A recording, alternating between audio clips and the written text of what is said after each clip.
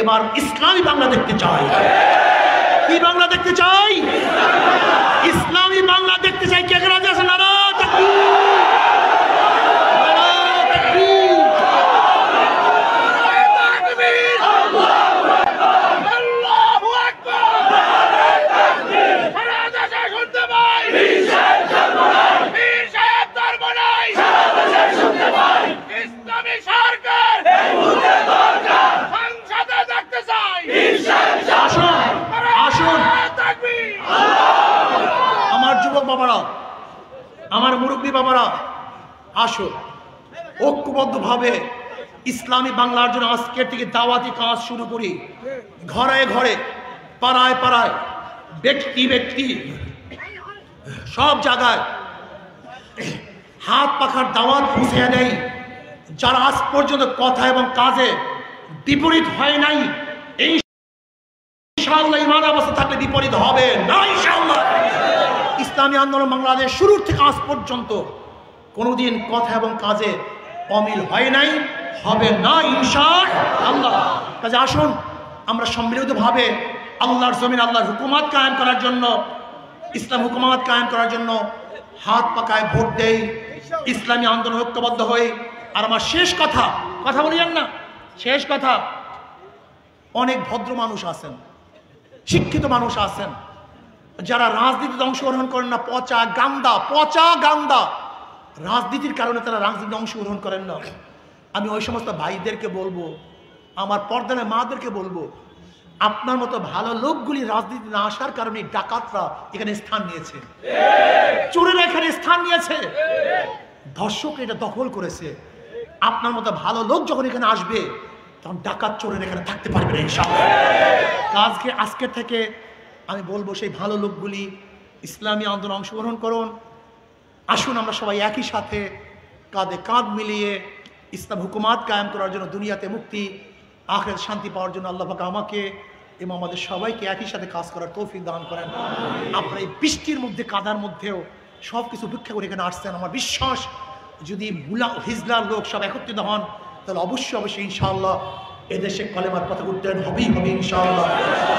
বাংলাদেশের মানুষ কোন ধর্ষককে ক্ষমতায় নেবে না, বাংলাদেশের মানুষ কোন চাঁদাবাজকে ক্ষমতায় নেবে না। বাংলাদেশের মানুষ আল মুস্তাজবিউল জামি সিফাতিল কামালিয়া, ওই সত্তা যিনি সব সময় অস্তিত্বের মধ্যে আছেন, পরিপূর্ণ গুণের সমন্বয়, পরিপূর্ণ গুণের সমন্বয় যেই সত্তা আছেন, তিনি প্রেরণ করেছেন তার রসুলকে। মনে রাখতে হবে আল্লাহ পাক রব্বুল আলামিন সব সময় অস্তিত্বের মধ্যেই আছেন, ছিলেন, থাকবেন। আমরা এখন অস্তিত্বের মধ্যে আছি, একদিন ছিলাম না, আবার একদিন থাকবো না। কিন্তু আল্লাহ পাক রব্বুল আলামিন আগের থেকেও ছিলেন, এখনো আছেন, ভবিষ্যতে তিনিই থাকবেন।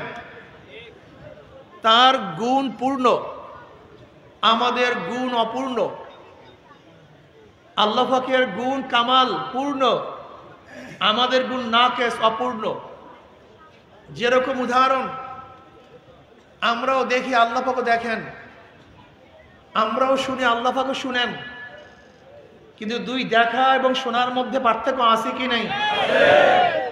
আমরা এখন দেখি, এক সময় দেখতাম না, এখন দেখি, মৃত্যুর পরে দেখবো না। আমরা আলোতে দেখি, অন্ধকারে দেখি না। আমরা সজাগ অবস্থায় দেখি, ঘুমন্ত অবস্থায় দেখি না। আমরা কাছের জিনিস দেখি, দূরের জিনিস দেখি না। কিন্তু আল্লাহ পাক রব্বুল আলামিন দেখা গুণটা পূর্ণ। তিনি আগেও দেখতেন, এখনো দেখেন, ভবিষ্যতেও দেখবেন। আলোতেও দেখেন, অন্ধকারেও দেখেন, কাছেও দেখেন, দূরেও দেখেন। তাই দুই দেখার মধ্যে পার্থক্য আছে কি নেই? তাহলে আমাদের গুণ, দেখা গুণটা অপূর্ণ, আল্লাহ পাকের দেখা গুণটা পূর্ণ। আমরাও শুনি, আল্লাহ পাকও শোনেন, সামে। কিন্তু আমরা একসময় শুনতাম না, কিন্তু আল্লাহ পাক আগেও শুনতেন। আমরা এখন শুনি, ভবিষ্যতে শুনবো না, কাছে শুনি, দূরে শুনি না। আল্লাহ পাক আগেও শুনতেন, এখনো শুনতেছেন, ভবিষ্যতেও শুনবেন, কাছেও শুনেন, দূরেও শুনেন। আল্লাহ পাকের গুণগুলি পূর্ণ, এই পূর্ণ গুণই আল্লাহ পাক রব্বুল আলামিন সব সময় অস্তিত্বের মধ্যে আছেন, সেই সত্তা। হ্যাঁ, আল্লাহ পাকের জাত এবং সিফাতের সাথে যারা সম করবে, সম মনে করবে, এর নামে শিরক। যে করবে তার নাম মুশরিক, যে জিনিসটাকে করা হবে তার নাম শিরক। খুব ভালো মতো বুঝবেন, আল্লাহ পাকের প্রত্যেকটা গুণ তার সাথী সংযুক্ত। আল্লাহ পাকের গুণে অন্য কেউ গুণান্বিত হতে পারে না। খুব ভালো মতো বুঝাবার চেষ্টা করতেছি। আমার নাকেস এলেমে, অপূর্ণ এলেমে হয়তো বা আপনাদেরকে পূর্ণ বুঝাতে পারবো কিনা আমি জানি না, তবে চেষ্টায় ত্রুটি করবো না। বাকি তো বুঝতে আর মালিককে। শিরক বুঝতে হবে। আমরা অনেকেই শিরক বুঝি না। শিরক মানে আল্লাহ পাকের গুণে কাউকে গুণান্বিত করা।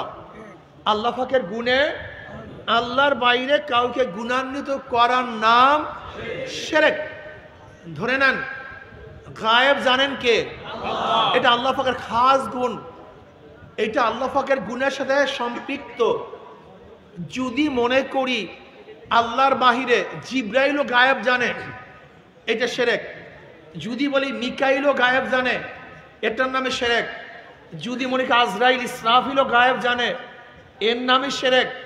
যদি মনে করি আদম গায়েব জানে, যদি মনে করি ঈসা গায়েব জানে, যদি মনে করি আমার নবী গায়েব জানে, বা কোনো আল্লাহর ওলিরা গায়েব জানে, এরকম যদি আল্লাহ পাকের গুণ কেউ অন্য কারোর সাথে সংযুক্ত করি, এটার নাম কি ভাই?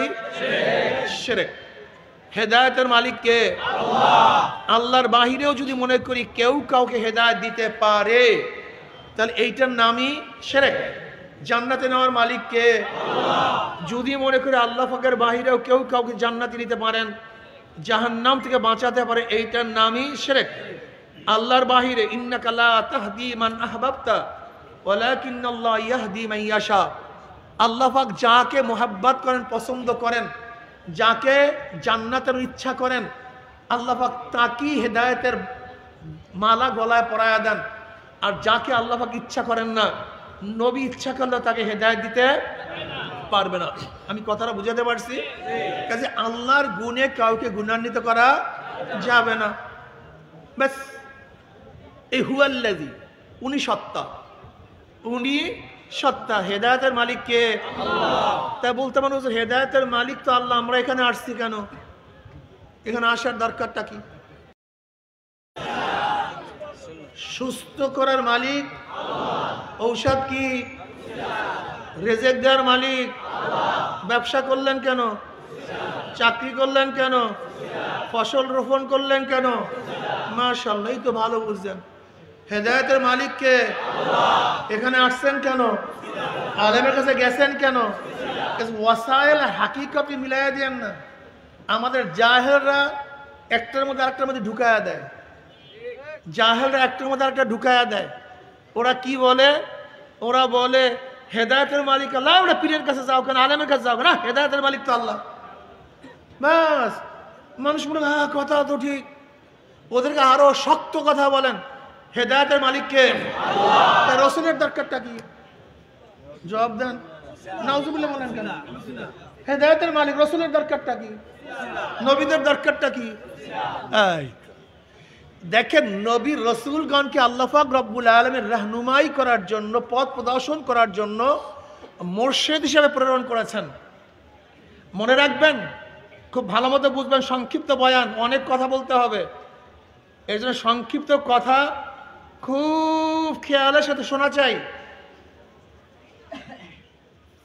ডাইরেক্ট হেদায়েত আল্লাহ পাক নবীদেরকে প্রদান করেছেন। কোন নবী কাউর দাওয়াতে হেদায়েত পায় নাই। এমন না যে আদমকে কেউ দাওয়াত দিছে, উনি কলেমা পড়ছে। নবী নূহ আলাইহিস সালাতু ওয়াস সালাম অমুক ওয়াজে গিয়া তিনি ঈমান আনছেন। নবী আলাইহিস সালাতু ওয়াস সালাম অমুকের সোহবাতে গিয়া তারপর দ্বীন শিখছেন। আমার নবী আলাইহিস সালাতু ওয়াস সালাম কার বয়ানে গিয়া ঈমান মজবুত করছেন। এরকম হয়েছেন নাকি? সমস্ত নবীদেরকে হেদায়েত দিয়েছেন আল্লাহ ডাইরেক্ট, ওয়াসাইল ব্যতীত। সমস্ত নবীদেরকে আল্লাহ পাক হেদায়েত দিয়েছেন ডাইরেক্ট, কোনো ওয়াসাইল নাই, ডাইরেক্ট ঈমান প্রদান করেছেন। কিন্তু নবীদের বাহিরে যত উম্মত সব হেদায়েত দিয়েছেন ওয়াসাইল মাধ্যম, নবীদের মাধ্যমে। বুঝাতে পারি নাই? নবী আলাইহিস সালাতু ওয়াস সালাম হেদায়েত দিয়েছেন কে? আবু বকর হেদায়েত পাইছেন কিভাবে? এই মাসালা তো সহজ। নবী আলাইহিস সালাতু হেদায়েত দিয়েছেন কে? আল্লাহ। ওমর হেদায়েত পাইছেন কিভাবে? নবীর মাধ্যমে। ওসমান রাদি হেদায়েত পাইছেন কিসের মাধ্যমে? নবীর মাধ্যমে। ওমর তা আল্লাহ পাক তো আবু বকর, ওমর, ওসমান, আলী কেও রাদিয়াল্লাহু আনহু কেও নবীদের মতো ডাইরেক্ট হেদায়েত দিতে পারতেন নাকি? দিলেন না কেন? বলেন, দিলেন না কেন? আপনার আমার বাবা আছে কি নাই? আদমের বাবা কে? হাওয়ার বাবা কে? হাওয়া আলাইহিস সালাম বাবা কে? ঈসার বাবা কে? তা আপনার এবং আমার জন্ম বাবার মাধ্যমে, মায়ের মাধ্যমে। তা নবী আদমকে আল্লাহ পাক রব্বুল আলামিন তো এইভাবে সৃষ্টি করতে পারতেন, কিন্তু করলেন না কেন? তারা হইল কিভাবে? দেখেন, আল্লাহ পাক পারেন না তা না, পারেন কিন্তু করেন না। কথাটা বুঝতে পারি না। আমের সিজন ব্যতীত আম পাওয়া যায় না, ফলের সিজন ব্যতীত ফল পাওয়া। প্রত্যেকটা ফসলের একটা সিজন আছে কি নাই? তাই মারিয়াম আলাইহিস সালাতু ওয়াস সালামকে আল্লাহ পাক সিজনের ফল খাওয়াইলেন কিভাবে? পারেন না তা না। আল্লাহ পাক রব, তিনি সবাবের মাতাহাতে না। কোন সবাবই আল্লাহ পাক রব সুস্থ করব, আর যাকে ইচ্ছা করলে গোটা দুনিয়ার মানুষ ডাক্তার একত্রিত হলো তাকে কেউ সুস্থ করতে পারবে না। তোমার কাজ তুমি করো, আমার কাজ আমাকে করতে দাও। পানি পান করান কেন? কথা বলেন না কেন? কেন আল্লাহ পাক তৃষ্ণা মিটাতে পারেন না? তা পানি পান করতে হবে কেন? এটা আল্লাহ পাকের নিজাম না। আল্লাহ পাকের নিজাম হলো এই, আমাকে তৃষ্ণাও দিছি, তৃষ্ণা মিটা ওসিলাও পানি দিয়া দিছি, এইটা পান করো, আমি তৃষ্ণা মিটাইয়া দেবো। কথাটা ক্লিয়ার বুঝাতে পারছি তো? ইলম দেওয়ার মালিক কে? মাদ্রাসায় গেলেন কেন? আমাদের কাছে গেলেন কেন? তা আল্লাহ পাক রব্বুল আলামিন যখন নবী রাসূলদেরকে ডাইরেক্ট ইলম দান করছেন, কোন উস্তাদ ব্যতীত আপনাকে দিলেন না কেন? পারেন না তা না, এটা আল্লাহ পাকের নিজাম না, আল্লাহ পাকের পদ্ধতি না, নিয়ম না। এর ওয়ালান তাজিদ লি সুন্নাতিল্লাহি তাবদীলা। গোটা দুনিয়াকে আল্লাহ পাক যেই নিয়মে চালান, এই নিয়মের পরিবর্তন হইতে আপনি দেখবেন না। এর জন্য মনে রাখতে হবে, আল্লাহ পাক রব্বুল আলামিন গোটা দুনিয়াকে একটা নিজামের মধ্যে রাখছেন। হেদায়েতের মালিক আল্লাহ, কিন্তু হেদায়েত পাওয়ার কিছু পদ্ধতি আল্লাহ পাক রাখছেন। রেজেকের মালিক আল্লাহ, রেজেক দেওয়ার কিছু পদ্ধতি আল্লাহ পাক রাখছেন। সুস্থ করার মালিক আল্লাহ, সুস্থ করার কিছু পদ্ধতি আল্লাহ পাক রাখছেন। এলেম দেওয়ার মালিক আল্লাহ, এলেম শিখার কিছু পদ্ধতি আল্লাহ পাক রাখছেন। ওই পদ্ধতিগুলো গ্রহণ না করলে যে এলেম পাওয়া যায় না, সুস্থ হওয়া যায় না। ঠিক হেদায়েতের মালিক আল্লাহ, হেদায়েত পাওয়ার জন্য যে পদ্ধতিগুলি আছে, সেই পদ্ধতিগুলো গ্রহণ না করলে হেদায়েত সহজে পাওয়া কাজে ইশকাল নাই কোন। এর জন্য আমরা এখানে আসছি কি হিসাবে ভাই? এই ভুলে গেছে, এতক্ষণ বয়ান করছি কি হিসাবে? ওসিলা। এটা নিজাম, সুন্নাত, এটা পদ্ধতি। তা আল্লাহ পাকের জাত এবং সিফাতের সাথে শিরক করা যাবে না। ঈমান কি জিনিস? ঈমান কাকে বলা হয় খুব ভালো মতো বুঝবেন। এক ব্যক্তি আল্লাহকে বিশ্বাস করছে, আল্লাহকে বিশ্বাস করছে আল্লাহ আছে, কিন্তু সে মনে করছে আল্লাহ একজন না, আল্লাহ দুইজন। তাকে কি বলবেন? মুশরিক। যেমন ঈসাইরা, খ্রিস্টানরা মনে করে আল্লাহ একজন আছে এবং ঈসা আলাইহিস সালাতু ইহুদিরা মনে করে আল্লাহ একজন আছে এবং ওজায়ের আল্লাহ পাকের সন্তান। আবার ঈসারা মনে করে আল্লাহ একজন আছে, ঈসা এবং মারিয়াম আলাইহিস সালাতু ওয়াস সালাম আল্লাহ পাকের স্ত্রী এবং তার সন্তান। আল্লাহকে মানছে, কিন্তু আল্লাহকে এইভাবে মানছে, একজন না তিনজন। মুশরিক হয়ে গেছে।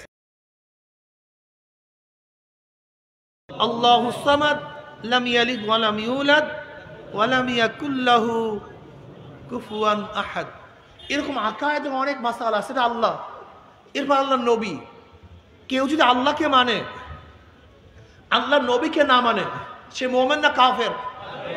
খুব ভালো মতো বুঝবেন, সে মোমেন না কাফের? আল্লাহকেও মানতে হবে, আল্লাহ নবীকেও নবী হিসাবে, আল্লাহর রসুলকে রসুল হিসাবে মানতে হবে। যদি কেউ আল্লাহকে মানে নবীকে না মানে, সেও কাফের। কেউ আল্লাহকে মানছে, নবীকেও মানছে, কিন্তু মনে করছে ইনি শেষ নবী না, ইনি শেষ নবী না। যদি কেউ নবীকে মানে, কিন্তু নবীর একটা গুণ তিনি শেষ নবী, এইটা যদি কেউ না মানে, সে কি? কথা বলেন না কেন? নবীকে মানছে কিন্তু শেষ নবী মানে নাই, সেও কিন্তু মুমিন না, সেও কিন্তু কাফের, সেও কিন্তু বেঈমান। আল্লাহকে মানতে হবে আল্লাহ পাকের পরিপূর্ণ গুণের সাথে, আমার নবীকেও মানতে হবে নবীর পরিপূর্ণ গুণের সাথে। খবরদার কেউ আল্লাহকে মানছেন, কাদিয়ানীদের মতো যদি মনে করেন তিনি শেষ নবী নন, তাহলেও কিন্তু মারাত্মক ভেজালের মধ্যে পড়িয়া যাবেন, মনে থাকবে তো? আবার কেউ আল্লাহকে মানছেন, নবীকে মানছেন, যদি মাসুম না মানেন, নবীরা মাসুম, তারা সমস্ত গুনার থেকে মুক্ত, গুনার থেকে পবিত্র, এইটাও যদি না মানেন, তাহলে ভেজাল আছে কি নাই? ভুল বুঝিয়েন না, আগে ইমানকে ঠিক করেন, আকায়েদকে ঠিক করেন, নয়তো ঝামেলা লাগবে। নবীকে মানছে কিন্তু সাহাবাদেরকে মানতে চায় না, মনে করে সাহাবারা সত্যের মাপকাঠি নয়। যদি এরকম কেউ মনে করে সাহাবারা সত্যের মাপকাঠি নয়, এরকম যদি কেউ মনে করে, সে আহলে সুন্নাত ওয়াল জামাতের মধ্যে থাকতে পারবে বলে কেন? কারণটা কি? সমস্যাটা কি? আল্লাহ রসুলকে কেউ দেখছেন? কথা বলেন না। আল্লাহ রসুলকে কেউ দেখছেন? কেউ দেখেন নাই। তা আল্লাহ রসুল আসছিল জানছেন? জানছেন কিভাবে? কোরআন আপনার সামনে নাজিল হয়েছিল, কাদের সামনে নাজিল হয়েছিল? তো এইটা যে কোরআন, বুঝলেন কিভাবে? আহারে আহারে,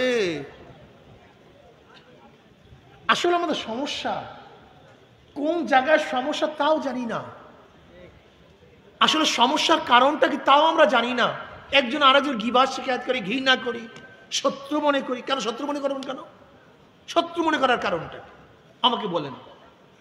কোরআন তো লিখিত আমাদের কাছে আসে নাই, কোরআন আসছে মুখস্থ, লিখছেন সাহাবারা, আমাদের কাছে শুনাইছেন,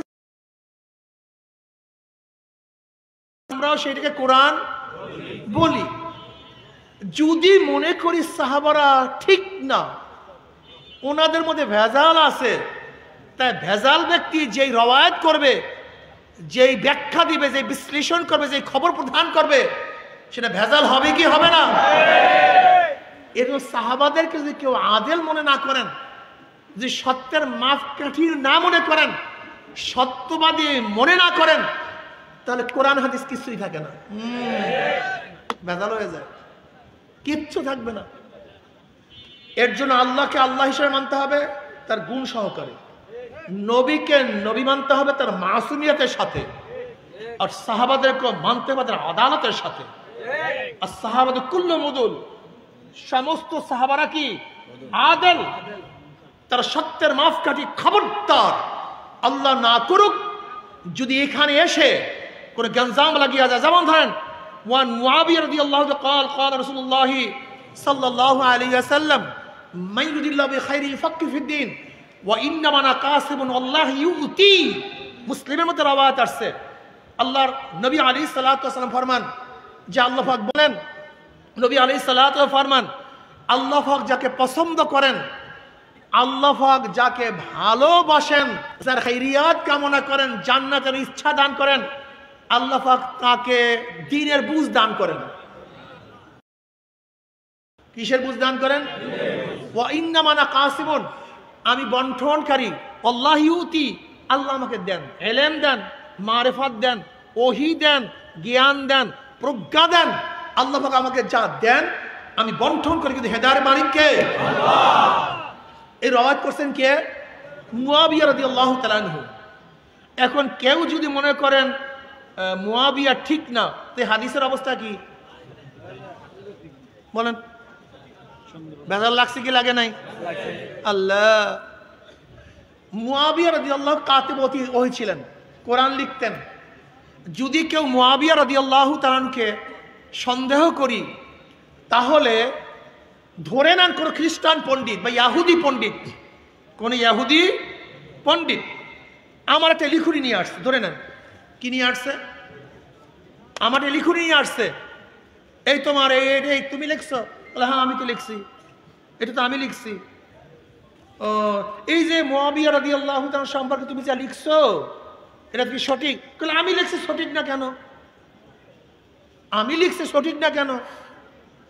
এখন ইহুদি এবং খ্রিস্টান পণ্ডিত আমাকে বলল, এই লোকটা সম্পর্কে যে লিখছো আর মুয়াবিয়া সম্পর্কে তুমি যা জানছো, এটা তো পূর্ণ না। করে কেন পূর্ণ না কেন? আমি তো অনেক কিছু জানি। বলে মুয়াবিয়া কি কাতেব ওহী কি কাতেব ওহী না? ওহী লিখছে কি লেখে নাই? বলে লিখছে। তাই যেই লোকটা খারাপ, সে যদি ওহী লেখে, তার মধ্যে ভেজাল নাই, এর যুক্তি কি বলো? কি পণ্ডিতগণ বলেন? হ্যাঁ, এখন ইমান এখান থেকে দেখবেন খালি বাইরে যায়, ইমান এখান থেকে খালি ঘুষাঘুষি করে যে কোথায় যাবে ইমানটা। সতর্ক হন। দেখেন আজকে স্বাধীনতা হচ্ছে কয় বছর ভাই? 53 বছর। স্বাধীনতার বহুত লোক এখনো জিন্দা আছে কি নাই? নাকি সব মরছে মিয়া? তারপরে জবাব দেন না কেন? ঘটনা কি? স্বাধীনতার লোক জিন্দা আছে কি নাই? সমস্ত ইতিহাস কি একই ডিজাইনের লেখা না হাজার ভিন্ন আছে?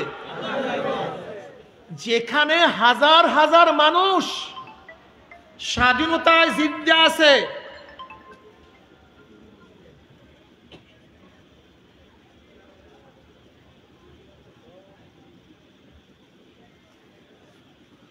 যেখানে হাজার হাজার মানুষ জিন্দা আছে,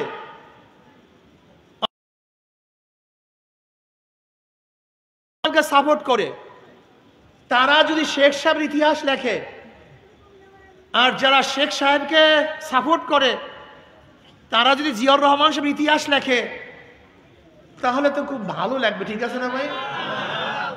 হ্যাঁ, কি ঘটনা কি? হ্যাঁ, এই নিয়ে বোকারাম চৌধুরী, বোকারাম চৌধুরী, বোকারাম জাহেলের গোষ্ঠী জাহেল। মাত্র 51 বছর 53 বছর স্বাধীনতার বয়স, হাজারো মুক্তিযোদ্ধারা জিন্দা। সেখানে যদি স্বাধীনতার ইতিহাস শত রকম হতে পারে, শত শত রকম হতে পারে, অথচ জনাব মুহাম্মদ রাসূলুল্লাহ সাল্লাল্লাহু আলাইহি ওয়াসাল্লাম আমাদের থেকে কত আগে চলে গেছেন। যেখানে জঙ্গে সিফফিন, জঙ্গে জামাল কত আগে চলে গেছে, প্রায় 1400 বছর আগের ঘটনা, যেখানে হাজারো খ্রিস্টান, ইহুদি, বদমাশ, ইসলামের দুশ্মনরা মাঝখানে গোটা দুনিয়া পরিচালনা করছেন। সমস্ত জায়গায় ওরিয়েন্টালিস্টরা বিভিন্ন ধরনের লেখালেখি করে মানুষের মাথা খারাপ করে দিয়েছে। তুমি কি দেখো না বর্তমানে একটা ঘটনা বিভিন্ন চ্যানেলে বিভিন্ন ডিজাইনে দেখে, একই ঘটনা, একই ঘটনা। এক এক চ্যানেল মনে হয় কোনো দোষী নাই, আর এক চ্যানেল বলা হয় এর চেয়ে বড় দোষী আর কেউ হতে পারে না। একই ঘটনায় যদি বর্তমান প্রেজেন্ট অবস্থায় হাজারো ডিজাইন দেখাতে পারে, তাহলে জনাব মুহাম্মদ রাসূলুল্লাহ সাল্লাল্লাহু আলাইহি ওয়াসাল্লাম সহ তার পরবর্তী সাহাবাদের মধ্যে যেই ঘটনাগুলি ঘটছিল, সেই ঘটনার মধ্যে ইসলামের দুশ্মনরা কোনো কিছু ঢুকায় নাই, এর গ্যারান্টি তোমার কাছে কি আছে? আমাকে বলো। সহজ কথা বুঝছো না কেন? বুঝতে চাও না কেন? যেখানে সাহাবাদের গিবা শিকায়ত করলে ঈমান যাওয়ার খতরা, ঈমান যেতে পারে, তুমি সেইটা আলোচনা করবা কেন? আব্বাজান রাহমাতুল্লাহ আলাইহি চমৎকার একটা জবাব দিয়েছেন, চমৎকার চমৎকার। এর চেয়ে ভালো জবাব এই পর্যন্ত আমি কাউ থেকে শুনি নাই। আব্বাজান কি বলতেন?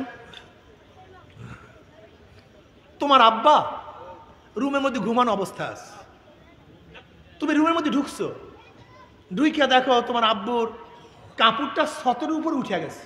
হতে পারে কি পারে না ভাই? ঘুমের মধ্যে মানুষ কি ছতর উঠতে পারে কি পারে না? তুমি যদি দেখছো এখন তোমার কাজটাকে, এই বাজারের মানুষ, এ দোস্ত জলদি আয়, আমার বাবার কাপড় উঠে গেছে, কি ঠিক আছে না ভাই? আলহামদুলিল্লাহ। হ্যাঁ, কেন বাবার কাপড় উঠে সবাইকে দেখাবো না? যদি আমি সবাইকে ডাকিয়া ডাকিয়া বাবার কাপড়ের ছতরের অবস্থা দেখাই, আমি সুপুত্র না কুপুত্র? কিন্তু আমার কাজটা কি ছিল বলেন তো?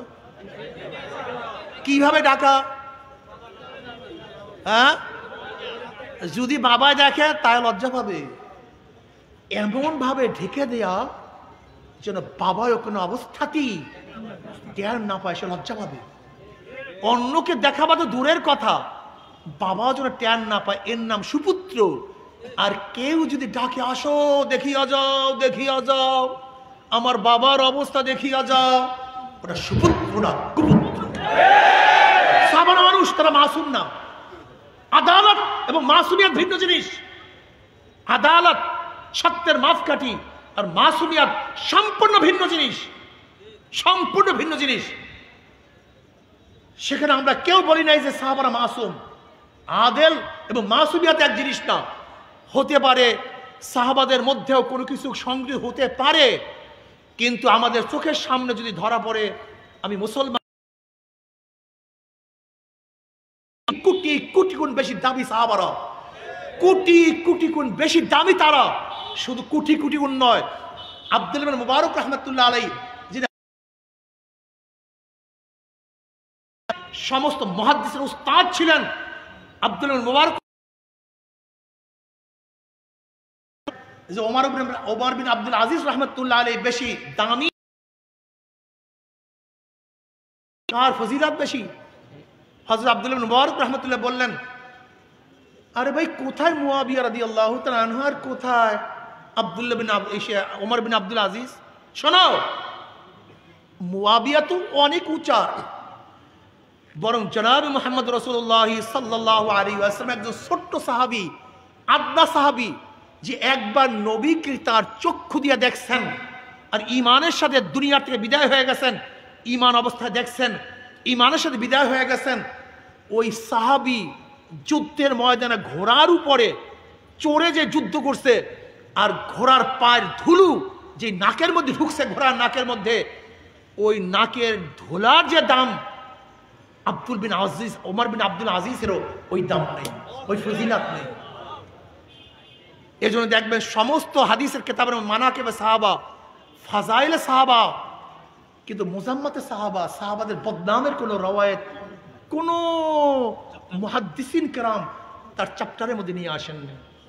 এই জন্য ভাই অনুরোধ করছি, এই যে দুই করজোর অনুরোধ করছি, খবরদার সাহাবাদের কোনো অবস্থাতেই ঘৃণা পোষণ করবেন না। যদি ঘৃণা পোষণ করেন, ঈমানের খতরা। আল্লাহ পাক ডাইরেক্ট বলেন, আমিনু কামা আমানান নাস, ঈমান আনো যেইভাবে লোকেরা ঈমান আনছে। আপনারা জানেন আর নাসের আগে আলিফ লাম মাহাদে খারিজি, মাহুদে খারেজ কি? আমিনু কামা আমানাস সাহাবা, ঈমান আনো যেইভাবে সাহাবার ঈমান আনছে।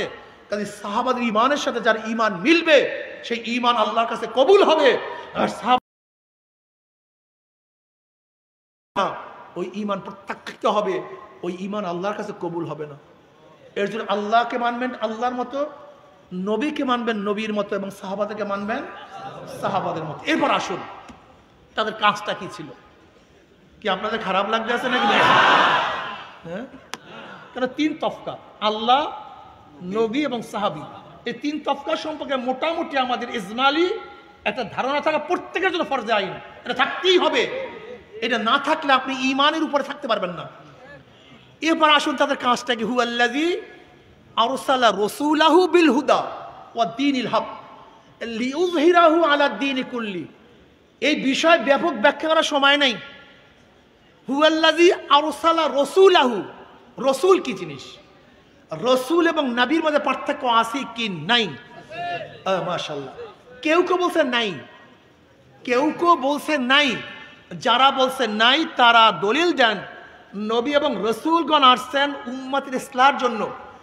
যারাই উম্মতের ইসলাহ করবে তারাই নবী, তারাই রসুল।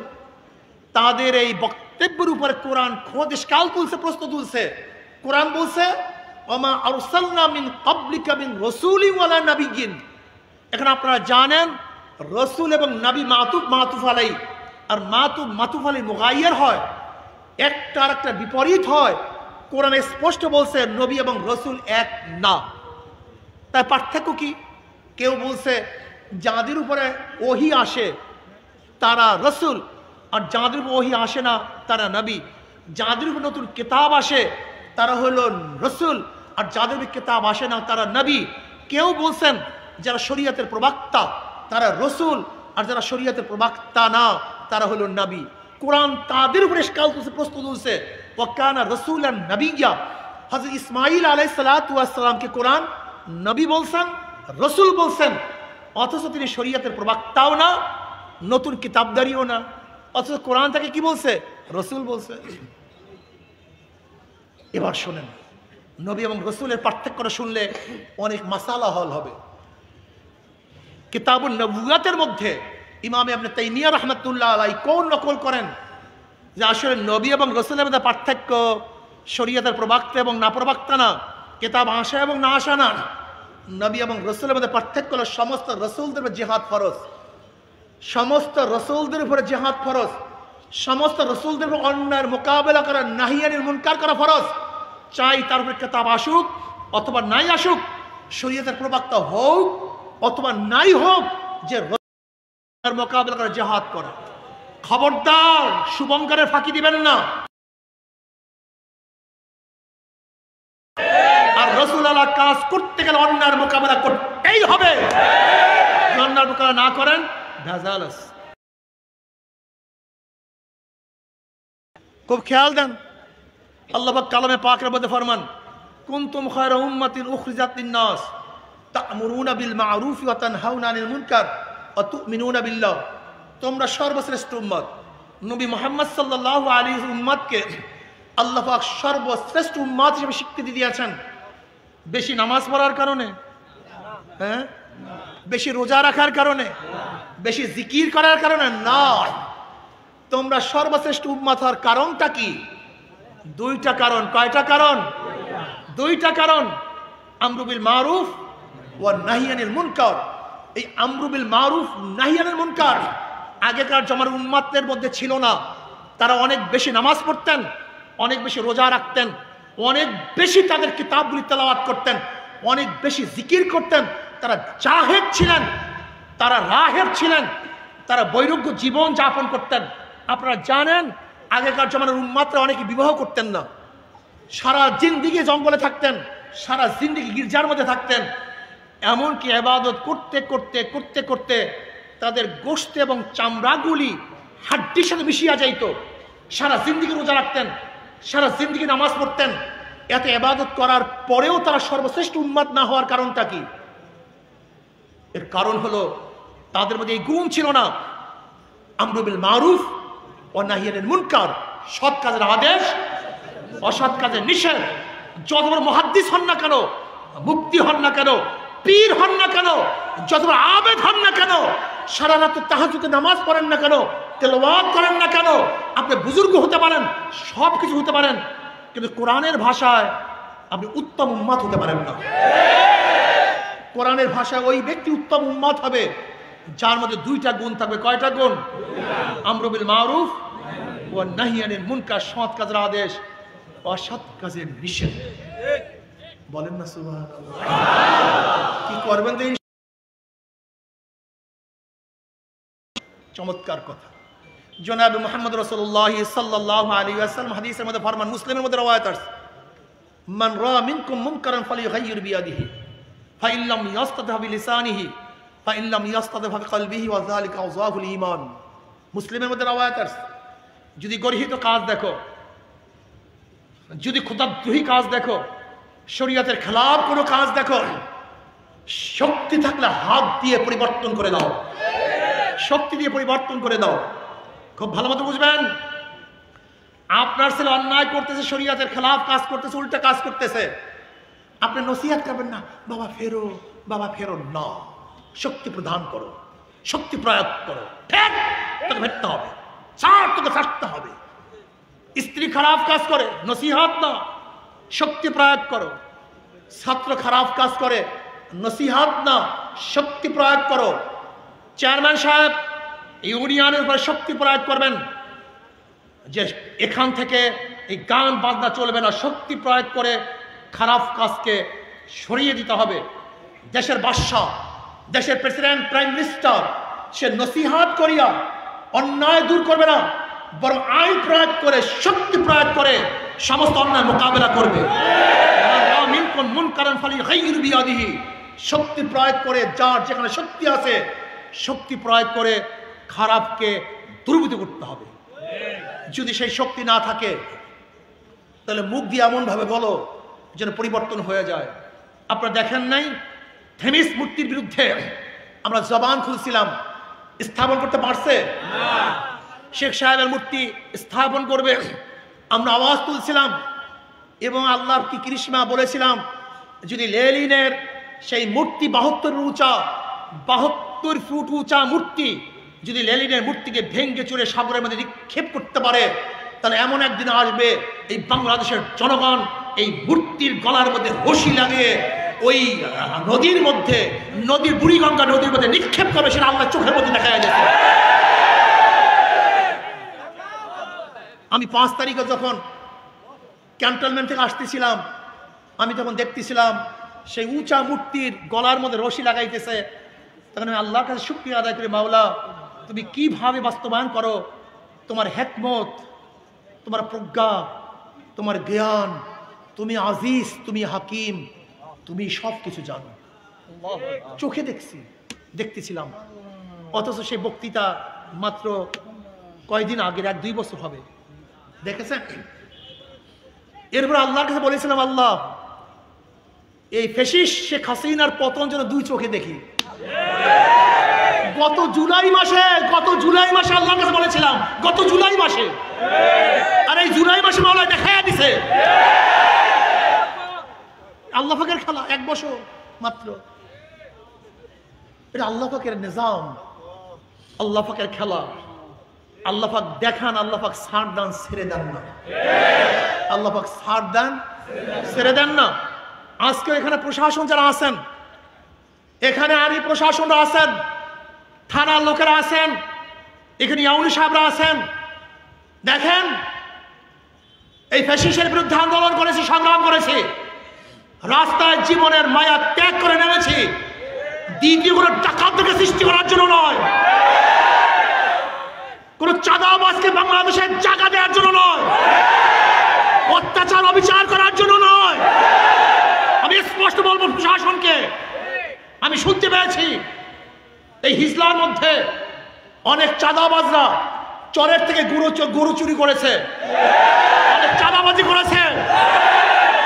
আমি এখানে বক্তব্য দিয়ে গেলাম, যদি চাঁদাবাজকে আপনারা অ্যারেস্ট না করেন, তাহলে আমি কিন্তু ভুটান সেনাপতির কাছে জানাতে বাধ্য হব। ঢাকা হিজলার যারা প্রশাসন আছে তাদের বিরুদ্ধে কমপ্লেন করতে আমি বাধ্য হব কিন্তু ইনশাআল্লাহ।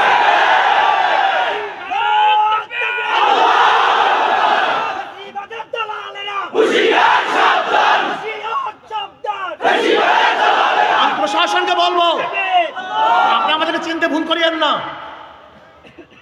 আমরা কাউকে ভয় করে কোনোদিন কথা বলি নাই।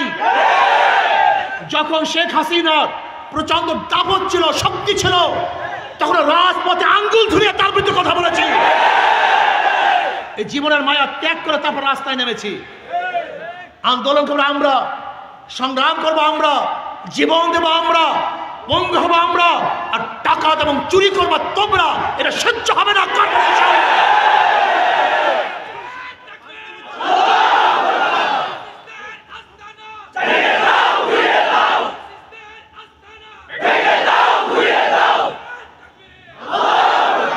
আমি স্পষ্ট বলবো, যদি আপনারা জানে সাংবাদিকরা চরিত্রহীন হবেন না, কোন দলের সাপোর্ট করবেন না, কোন ব্যক্তির সাপোর্ট করবেন না। এই দেশকে সাপোর্ট করেন, এই মাটিকে সাপোর্ট করেন, জনগণকে সাপোর্ট করেন। আমরা সব চরিত্রহীন হয়ে গেছি। আমরা কালোকে কালো বলি না, আমরা সাদাকে সাদা বলতে পারি না, আমরা রাত্রকে রাত্র বলতে পারি না, আমরা দিনকে দিন বলতে পারি না, আমরা খারাপকে খারাপ বলতে পারি না, আমরা ভালোকে ভালো বলতে পারি না। তুমি মানুষ না, তুমি জানোয়ার। খারাপ তো খারাপই। আমি রাত্রকে রাত্র বলি, দিনকে দিন বলি, সাদাকে সাদা বলি, কালোকে কালো বলি। প্রিয় ভাইয়েরা আমার, 5 তারিখ ছাত্র জনতা ঐক্য হয়ে এদেশের মানুষ বৈষম্য বিরোধী আন্দোলন করেছিল এই জাতিকে রক্ষা করার জন্য, এই জাতিকে মুক্তি দেওয়ার জন্য,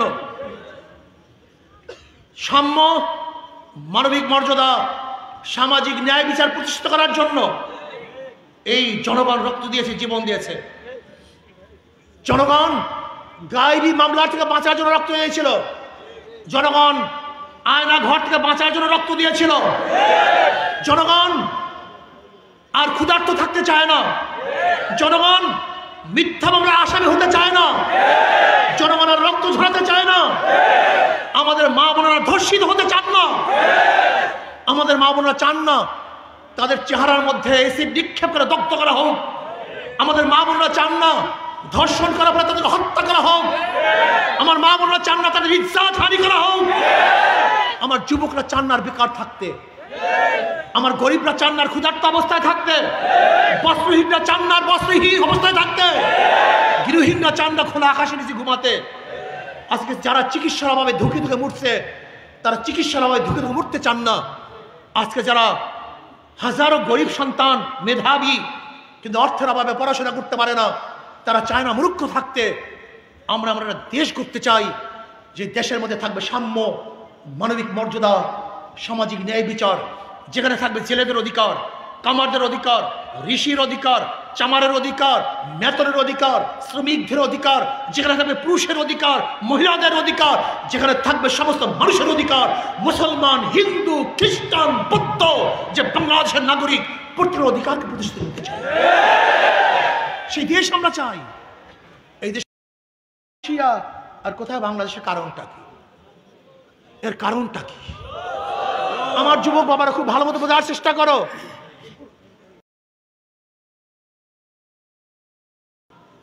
জোয়ারে ঘাও ভাসাবা না, গরুর পালের মতো চলবা না। আল্লাহ তোমাকে গরু বানান নাই, মহিষ বানান নাই। আল্লাহ তোমাকে বিবেক দান করছেন, মেধা দান করছেন। তুমি মেধা দিয়ে কেন চিন্তা করবা না? এর কারণটা কোথায়? আজকে 53 বছর পর্যন্ত যারা ক্ষমতায় ছিল তারা জনগণের জন্য আইন প্রণয়ন করে নাই। সরকারে কিভাবে টিকে থাকবে, দল বলকে কিভাবে আঙ্গুল ফুলিয়ে কলাগাছ বানাবে এবং বটগাছ বানাবে, তারা সেই প্ল্যান করেছে। জনগণকে কিভাবে নির্যাতন করবে, নিপীড়ন করবে, জেলের মধ্যে ঢুকাবে, অবৈধভাবে তাদেরকে ফাঁসিতে ঝুলাবে, সেই আইন করা হয়েছে। কিন্তু জনগণের মুক্তির কোনো আইন করেনি। দেখবেন যত প্রশাসনকে তারা পদায়ন করেছে, প্রশাসনকে হাজার জিনিস তারা দিয়েছে, এর কারণটা কোথায়? শুধু সরকারি টিকে থাকার জন্য। জনগণের জন্য বাজেট করে নেই, তার প্রশাসনের জন্য বাজেট করেছে। তার প্রশাসনকে অনেক উন্নয়ন করেছে, উন্নতি করেছে, কিন্তু জনগণকে উন্নতি করে নেই। তুমি দেখেছো কত পদায়ন? সচিব এতজন, এডিশনাল সচিব এতজন, যুগ্ম সচিব এতজন, আবার সিনিয়র সচিব এতজন, শুধু বর্ধিত করছে এদের কোঠা। কিসের জন্য? সরকার টিকে থাকার জন্য। কিন্তু জনগণের পেটের অবস্থা কি, বস্ত্রের অবস্থা কি, বাসস্থানের অবস্থা কি, শিক্ষার অবস্থা কি, চিকিৎসার অবস্থা কি? আমি তো চ্যালেঞ্জ দিয়ে বলতে পারবো, আজকে এই হিজলার মধ্যে এমন একটা হসপিটাল নেই সেই হসপিটালে একজন মানুষ সব চিকিৎসা নিতে পারে, আবার সব পরীক্ষা করতে পারে। এরকম হসপিটাল মনে হয় এই হিজলার মধ্যে নেই। তার মানেটা কি? 53 বছরে হিজলায় একটা হসপিটাল হতে পারে নাই। 53 বছরে হিজলায় এমন একটা প্রতিষ্ঠান হতে পারে নাই যে প্রতিষ্ঠানটায় সমস্ত ছাত্র পড়বে, ছাত্রীরা পড়বে আলাদাভাবে, তাদের প্রতিষ্ঠান হবে, বড় বড় ডিগ্রি গ্রহণ করবে, বড় বড় উচ্চ শিক্ষিত হবে। সেই প্রতিষ্ঠান কি হিজলায় আছে? কেন 53 বছরে নেই? কারণটা কি? এর কারণটা কোথায়? আজকে আমি তো দেখেছি 53 বছর আগেও যে কৃষকরা কৃষি করছে আজও একই অবস্থা আছে, যে ঠেলাওয়ালা ঠেলা গাড়ি ঠেলছে আজও একই অবস্থা আছে, যে ঋষি চামাররা কাজ করছে একই অবস্থায় আছে। যারা ভোট দিয়েছি তাদের ভাগ্যের কোনো পরিবর্তন হয় নাই, কিন্তু যাদেরকে ভোট দিয়েছি ওরা আঙ্গুল ফুলে কলা গাছ নয় বট গাছ হয়েছে। প্রিয় জনগণ ভাইয়েরা আমার, আপনি কি জানেন বাংলাদেশের অবস্থাটা কি? 18,000 কোটি যারা আজকে জন্মগ্রহণ করবে, বাংলাদেশের প্রত্যেকটা নাগরিক 1.5 লক্ষ টাকা ঋণ নিয়ে তারপর জন্মগ্রহণ করবে। 14 লক্ষ কোটি টাকা বিদেশ থেকে পাচার হয়ে গেছে। 14 লক্ষ কোটি টাকা।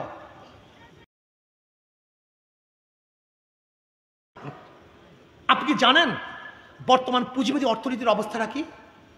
বর্তমান পুঁজিবাদী অর্থনীতি হলো গরিবকে গরিব বানাবে আর ধনীকে ধনী বানাবে। বিশ্বাস হয় না, খালি ঠিক কইছেন, বিশ্বাস হয় না আপনাদের, ইমানের খুবই ত্রুটি আপনাদের। যেমন আজকে আপনি যাবেন হিজলা ব্যাংকে, একজন গরিব ম্যানেজার সাহেব আমাকে 5 লক্ষ টাকা ঋণ দেন। ম্যানেজার সাহেব কি বলবে? মর্গেজ আছে? বলে হুজুর আমি তো গরিব মানুষ, কিসের মর্গেজ? মর্গেজ পাবো কোথায়?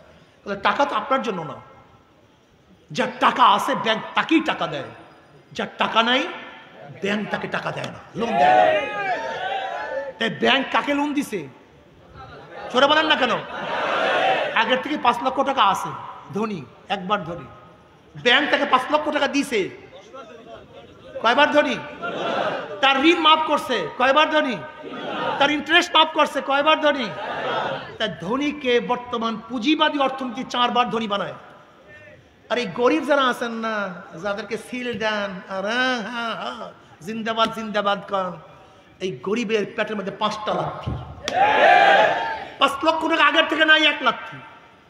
ব্যাংক তাকে 5 লক্ষ টাকা দেয় নাই 2 লাথি। তার ঋণ মাফ হয় নাই 3 লাথি। তার ইন্টারেস্ট মাফ হয় নাই 4 লাথি। আর যেই বড় লোককে টাকা মাফ করা হয়েছে, ওই টাকা যদি বাংলাদেশ ব্যাংকে থাকতো, বাংলাদেশের নাগরিক হিসাবে তার অংশীয় ওই গরিব ছিল। বড় লোকদেরকে মাফ করার কারণে গরিবের পেটের মধ্যে কয় লাথি? আর 1 লাথি, মোট 5টা। গরিব 5 বার গরিব হয় আর বড় লোক 4 বার ধনী হয়। এর জন্য বর্তমান পুঁজিবাদী অর্থনীতি ধনীকে ধনী বানায়, গরিবকে। আপনি জানেন গোটা বাংলাদেশের টাকা কাদের কাছে? কয়জনের কাছে? মাত্র 20-25 ফ্যামিলির কাছে। মাত্র 20-25 ফ্যামিলির কাছে গোটা বাংলাদেশের অর্থনীতি, গোটা বাংলাদেশের টাকা মাত্র 5-20-25 ফ্যামিলির কাছে। আজকে যদি বাংলাদেশের পাচারকৃত টাকা 14 লক্ষ কোটি টাকা আমরা এই গরিবদের মধ্যে বিলি করতে পারতাম, বন্টন করতে পারতাম, আমি বিশ্বাস করি বাংলাদেশে সমস্ত গরিবরা দরিদ্র সীমার উপরে চলে যেত। ও গরিব কপাল পোড়ার গোষ্ঠী, মনে খুব ব্যথা। ইসলাম আসছে গরিবদের জন্য, ইসলামের গোটা অর্থনীতি গরিবদের জন্য। যাকাত কাদের জন্য? ওসর কাদের জন্য? সদকা কাদের জন্য? ফিতরা কাদের জন্য? মানত কাদের জন্য? দান কাদের জন্য? ইসলামের গোটা অর্থনীতি গরিবদের জন্য। অথচ কপাল পরা গরিব ইসলাম পছন্দ করে না, টাকা চোর লুচ্চা বদমাশদেরকে পছন্দ করে। আল্লাহ পাক কালামে পাকের মধ্যে ফরমান, ইন্নাল্লাহা লা ইগাইয়িরু মা বিকওমিন হাত্তা ইগাইয়িরু মা বিআনফুসিহিম। মানুষ যতক্ষণ পর্যন্ত নিজের ভাগ্যের পরিবর্তন নিজে না করে, ততক্ষণ পর্যন্ত আল্লাহ পাক এই জাতির ভাগ্যের পরিবর্তন করেন না। আমরা নেমেছি রাস্তায়, আল্লাহ পাক আমাদের ভাগ্য পরিবর্তন করে দিয়েছেন। ঠিক আপনারা আপনাদের ভাগ্য পরিবর্তন করার জন্য চেষ্টা করেন। 5 তারিখের পরে যারা লুট করছে, যারা গুম করছে, চাঁদাবাজি করছে, চুরি করছে, টাকাতি করছে, ওদেরকে আর আমরা ক্ষমতায় আসতে দেব না ইনশাআল্লাহ। কি রাজি আছেন ইনশাআল্লাহ? ভাইয়ার আমার,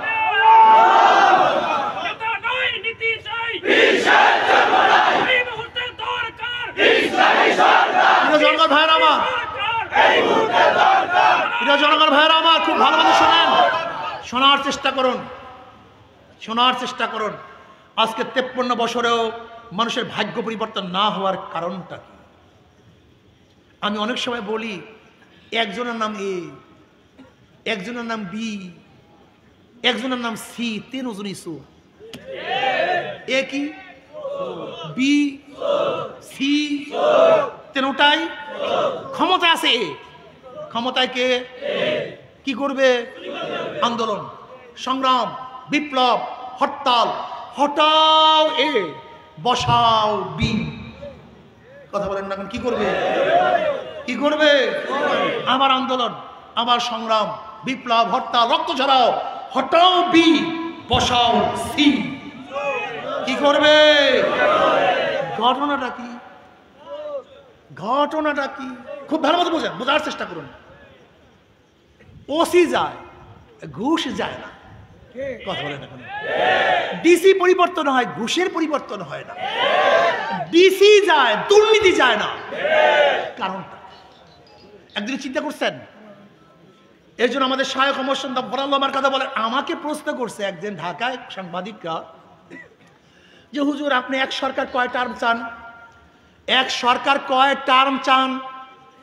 অনেকে তো প্রস্তাব দেয় 2 টার্মের বেশি প্রাইম মিনিস্টার একজন হতে পারবে না। আপনি কয় টার্ম চান? 1 টার্ম না 2 টার্ম? আমি বললাম ভাই, যে চোর 1 বছর ক্ষমতায় থাকে 1 বছর চুরি করবে, আর যে সৎ মানুষ 100 বছরও থাকে 100 বছর চুরি করবে না। চোর যদি 1 টার্ম থাকে 2 টার্ম থাকে ওরা চুরি করবে, ডাকাতি করবে। আর যে সৎ মানুষ 100 বছর থাকে, কথা বলে না কেন? প্রমাণ কি? আমাদের চোরা বরিশালের মেয়র খোকন, আমাদের চোরা খোকন, ওই যে চুরি করিয়া ডাকাতি করিয়া মেয়র হইছে, নাম শোনেন না? চোরা ক্ষমতায় ছিল কয়দিন মেয়রের? 8 মাস মাত্র। কয় মাস? পত্রিকায় দেখছেন চুরি করছে কত? 100 কোটি টাকা মাত্র 8 মাসে। তাও ভালো চোর এখনো হইতে পারে না, রাস্তাঘাট চেনে নাই, দোকানদার চেনে নাই এখন পর্যন্ত। কথা বল, নতুন তো, নতুন চোর তো পুরাপুরি ঠিক পায় না কোন দরজা দিয়ে কোন জায়গায় চুরি আছে, কোন জায়গায় হাতটা দিলে বেশি পাবো। চোর নতুন, কিন্তু 8 মাসে কত টাকা? যদি 5 বছর থাকতো কয় হাজার কোটি টাকা চুরি করতো। তাহলে 1 টার্ম হোক 2 টার্ম হোক 1 দিন হোক 5 দিন হোক, চোর থাকলে চুরি করবে। আর ন্যায়পরায়ণ সৎ মানুষ 100 বছর থাকলেও সে কোনোদিন চুরি করবে না। আসুন এবার আসুন, বুঝুন, বোঝার চেষ্টা করুন। মাদার গাছ লাগিয়ে আমের আশা করা যায় না, তেঁতুল গাছ লাগিয়ে মিষ্টি ফলের আশা করা যায় না। ডাকাত, চোর, বদমাশ, ধর্ষকদের মাধ্যমে কোনোদিন ধর্ষণ বন্ধ করা যায় না। ডাকাতের মাধ্যমে ডাকাতি বন্ধ করা যায় না, চোরের মাধ্যমে চুরি বন্ধ করা যায় না, সন্ত্রাসের মাধ্যমে সন্ত্রাসী বন্ধ করা যায় না। আসুন, শুধু নেতা নয়, শুধু নেতা নয়, নীতির পরিবর্তন করি, নীতির পরিবর্তন চাই। শুধু নেতা নয়, নীতির পরিবর্তন চাই। পীর সাহেব জন্ম নাই, আগামী নির্বাচনে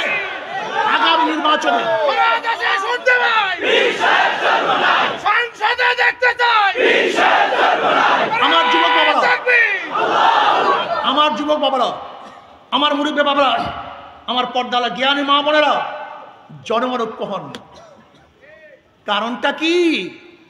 ওরা তো কিছু কুকুর পালে, যেমন কুকুরকে কিছু দিলে কুকুরে হুঁশ থাকে না, ঠিক ওরা এরকম কুকুর পেলে কিছু কিছু মানুষদেরকে অত্যাচার করে, বিচার করে, ভয় দেখায়। কিন্তু জনগণ যদি ঐক্য হয়, কুকুর আর টিকতে পারে না। আপনারা ঐক্য হন, জনগণ ঐক্য হন, ভোটার ঐক্য হন, জনগণ ঐক্য হন, ভোটার ঐক্য হন, জনগণ ঐক্য হন। যেই দলের মধ্যে চোর আছে, ডাকাত আছে, গুন্ডা আছে, ধর্ষক আছে, চাঁদাবাজ আছে, ওদের কপালে ঠুক মারি ওদেরকে প্রত্যাখ্যান করলাম, বয়কট করলাম। আপনারা ঐক্য হন, যদি জনগণ ঐক্য হন, ছাত্র জনতা ঐক্য হন, যে এই বুলাদিতে, এই হিজলার মধ্যে কোনো চাঁদাবাজ দেখতে চাই না।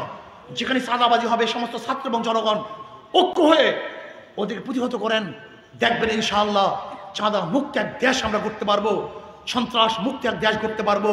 আরেকটা কথা মনে রাখতে হবে, আমাদের বর্তমান সংবিধানের মধ্যে জাতীয়তাবাদ, ধর্মনিরপেক্ষবাদ, সমাজতন্ত্রবাদ এবং গণতন্ত্রবাদ, এই 4 ভিত্তিতে দেশ চলতেছে। কয় ভিত্তি? কিন্তু 53 বছরে এই 4 মূলনীতি আমাকে শান্তি দিতে পারে নাই, জনগণকে মুক্তি দিতে পারে নাই। আমরা সবুজ বাংলা দেখেছি, সোনার বাংলা দেখেছি, নতুন বাংলা দেখেছি, ডিজিটাল বাংলা দেখেছি, স্মার্ট বাংলা দেখেছি, আর আমরা ডিজিটাল বাংলা দেখতে চাই না, সবুজ বাংলা দেখতে চাই। আল্লাহ আমাকে আমাদের সবাইকে একই সাথে কাজ করার তৌফিক দান করেন। আল্লাহুম্মা আমিন। রব্বানা যালামনা আনফুসানা ওয়া ইন লাম তাগফির লানা ওয়া তারহামনা লানাকুনান্না মিনাল খাসিরিন। রব্বানা আতিনা ফিদ দুনিয়া হাসানাতাও ওয়া ফিল আখিরাতি হাসানাতাও ওয়া কিনা আযাবান নার। আল্লাহুম্মা ইহফাজনা মিন কুল্লি বালাইদ দুনিয়া ওয়া আযাবিল আখিরাহ। আল্লাহ আমাদের গুনাহ খাতা মাফ করে দেন। আল্লাহ গুনাহ থেকে বাঁচিয়ে থাকার তৌফিক দিয়ে দেন। আল্লাহ আপনার জমিনে আপনার হুকুমাত, ইসলাম হুকুমাত কায়েম করে দেন। ইসলাম হুকুমাতের জন্য সাহাবায়ে কেরামদের নমুনা হিসেবে জাদ্দোজাহাদ করার তৌফিক দিয়ে দেন। আল্লাহ ইসলামী হুকুমাতের জন্য হাত পাকে বিজয় করে দেন। আল্লাহ ইসলামী হুকুমাতের হাত পাকে। আল্লাহ হজে গিয়ে দুনিয়ার থেকে বিদায় হয়ে গেছে, তার কবরকে জান্নাতের বাগিচা বানায় দেন। অনেক মুজাহিদের সাথীরা আমাদের সাথে ছিল, আজকে তাদেরকে দেখি না, তাদের কবরকে জান্নাতের বাগিচা বানায় দেন। মাওলা হে, সমস্ত মানুষ অন্তর